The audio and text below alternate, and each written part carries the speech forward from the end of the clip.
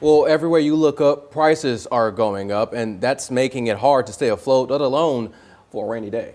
Desmond Matthews talked to a couple of financial experts to get some advice for dealing with increases without busting your budget. Desmond joins us in the studio with that advice. Sticking to a budget can be hard enough, add increased prices on top of that, and it makes it even more of a challenge. The financial experts that I talked to today say that people can start with baby steps of saving to make sure that they are able to get their necessities when prices increase again. From gas to groceries, prices are increasing wherever you turn your head. For some, it may not be a problem, but most people are having to make adjustments in their budgets or dig into their savings. Right, whether it's eggs or a gallon of milk.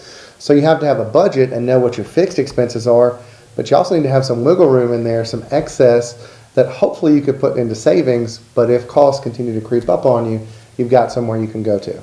Scott Ferguson, a financial advisor at Financial Concepts in Columbus, says he anticipates prices will begin to decrease soon, but knows that they will trend upward again eventually. That's why he and his team try to help people learn to save for a rainy day. Especially in a rising cost world, but you want to set those disciplines in place now of building that emergency fund. So even if it's something small, $5, $10 a month that you're setting aside, do that, build that habit. And then a couple months down the road, turn it into 20 or 30 and so forth, ever so slowly building that fund up. Some find it more difficult to save than others, and that can take a mental as well as financial toll. MSU Extension Family Resource Management Specialist Becky Smith knows that all too well, so she encourages self-care. We put ourselves in our best place when we are taking care of ourselves and keeping ourselves out of that scarcity, fear-based state of mind, which we can spend a lot of time in right now. Like, how am I going to make it to the end of the month? And when you can't do it on your own, she says it's best to talk with close family and friends about planning a budget and learning to save. Just being able to talk about it and get everybody